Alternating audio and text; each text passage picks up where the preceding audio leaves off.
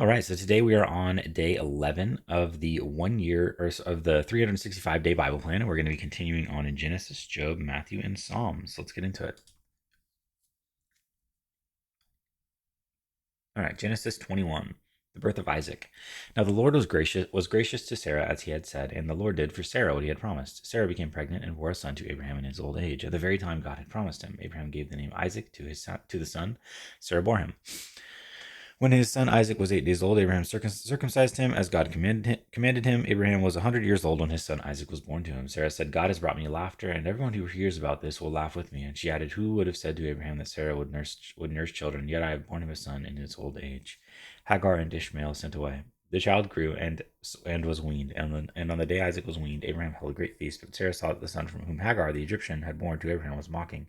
And she said to Abraham, Get rid of that slave woman and her son, for that woman's son will never share in the inheritance with my son Isaac. The matter distressed Abraham greatly because it concerned his son. But God said to him, Do not be so distressed about the boy and your slave woman. Listen to whatever Sarah tells you, because it is through Isaac that your offspring will be reckoned. I will make a son of the slave into a nation also, but he is your offspring, because he is your offspring. Early the next morning, Abraham took some food and a skin of water and gave them to Hagar. He set them on her shoulders and then sent her off with the boy. She went on her way and wandered in the desert of Beersheba. When the water and the skin was gone, she put the boy under one of the bushes. Then she went off and sat down about a bow shot away, for she thought, I cannot watch the boy die. And she sat there. And as she sat there, she began to sob.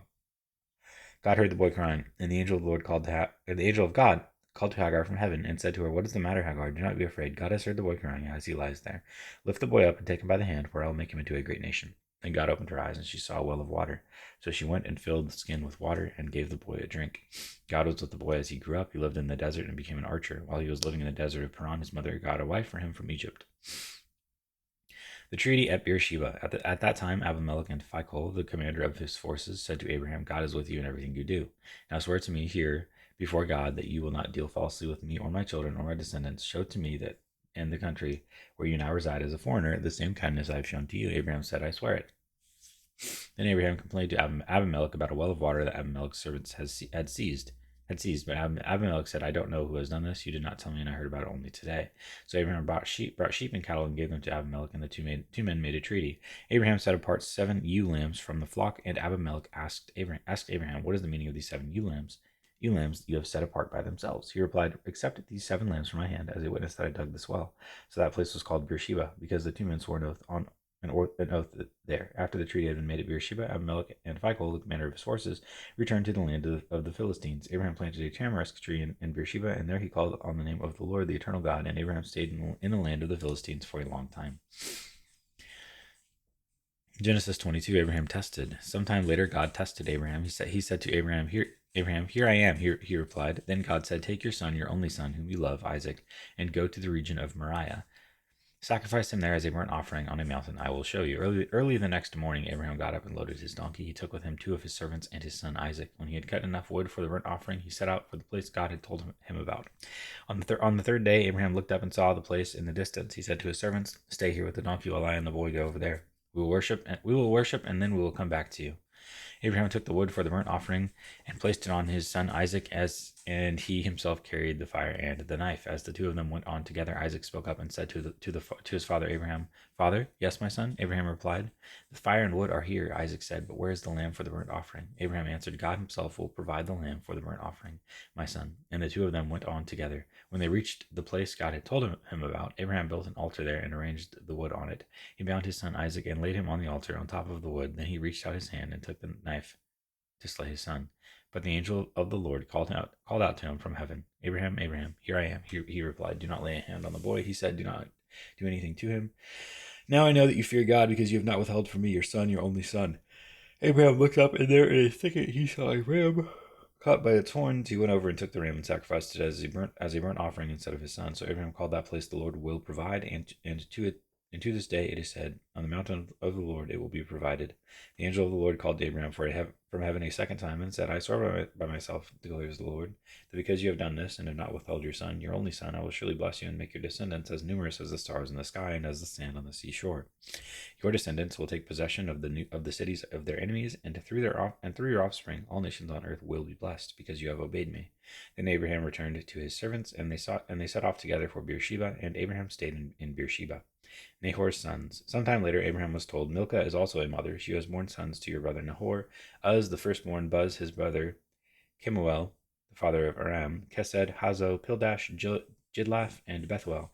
Bethuel became the father of Rebekah. Bilgah bore these 8 sons to Abraham's brother Nahor. His concubine, whose name was Rumah, also had sons, Teba, Gaham, Tahash, and Makkah. Job 11, Zophar. Then Zophar the Naamathite replied, Are all these words to go unanswered? Is this talker to be vindicated? Will your idle talk reduce others to silence? Will no one rebuke you when you mock? You say to God, My beliefs are flawless, and I am pure in your sight. Oh, how I wish that God would speak, that he would open his lips against you and disclose to you the secrets of wisdom. For true wisdom has 2 sides. Know this, God has even forgotten some of your sin. Can you fathom the mysteries of God? Can you probe the limits of the Almighty? They are higher than the heavens above. What can you do? They are deeper than the depths below. What can you know?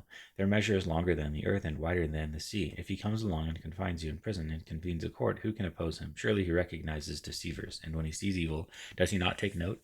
But the witless can no more become wise than a wild donkey's colt can be born human.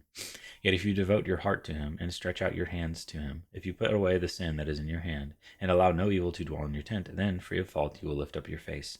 You will stand firm. You will stand firm and without fear. You will surely forget your trouble, recalling it only as waters gone by. Life will be brighter than noonday, and darkness will become like morning. You will be secure because there is hope. You will look about you and take your rest in safety. You will lie down with no one to make you afraid, and many will court your favor. But the eyes of the wicked will fail, and escape will elude them. Their hope will become a dying gasp. Matthew 11, Jesus and John the Baptist. After Jesus had finished instructing his 12 disciples, he went on from there to teach and preach in the towns of Galilee. When John, who was in prison, heard about the deeds of the Messiah, he sent his disciples to ask him, Are you the one who is to come, or should we expect someone else? Jesus replied, Go back and report to John what you hear and see. The blind receive sight, the lame walk, those who have leprosy are cleansed, the deaf hear, the dead are raised, and the good news is proclaimed to the poor. Blessed is anyone who does not stumble on account of me. As John's disciples were leaving, Jesus began to speak to the crowd about John.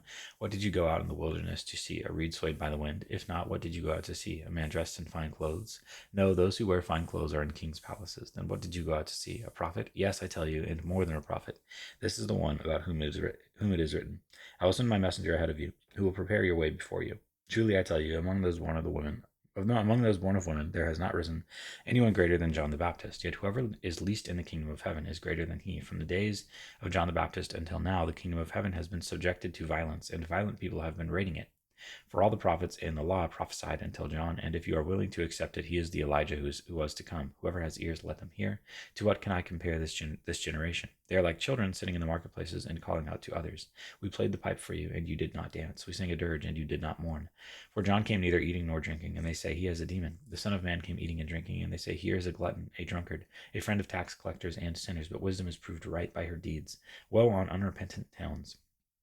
Then Jesus began to denounce the towns in which most of his miracles had been performed, because they did not repent. Woe to you, Chorazin! Woe to you, Bethsaida! For if the miracles that were performed in you had been performed in Tyre and Sidon, they would have repented long ago in sackcloth and ashes. But I tell you, it will be more bearable for Tyre and Sidon on the day of judgment than for you. And you, Capernaum, will you be lifted to the heavens? No, you will go down to Hades. For if the miracles that were performed in you had been performed in Sodom, it would have remained to this day. But I tell you that it will be more bearable for Sodom on the day of judgment than for you. The Father revealed in the Son. At that time Jesus said, I praise you, Father, Lord of heaven and earth, because you have hidden these things from the wise and learned, and revealed them to little children. Yes, Father, for this is what you were pleased to do. All things have been committed to me by my Father. No one knows the Son except the Father, and no one knows the Father except the Son, and those to whom the Son chooses to reveal him. Come to me, all you who are weary and burdened, and I will give you rest. Take my yoke upon you and learn from me, for I am gentle and humble in heart, and you will find rest for your souls. My yoke is easy and my burden is light. Psalms 11, for the director of music of David. In the Lord I take refuge. How then can you say to me, Flee like a bird to your mountain? For look, the wicked bend their bows. They set their arrows against the strings to shoot from the shadows at the upright in heart. When the foundations are being destroyed, what can the righteous do? The Lord is in his holy temple. The Lord is on his heavenly throne. He observes everyone on earth. His eyes examine them. The Lord examines the righteous, but the wicked, those who love violence, he hates with a passion. On the wicked he will rain fiery coals and burning sulfur. A scorching wind will be their lot. For the Lord is righteous. He loves justice. The upright will see his face. And that is day 11.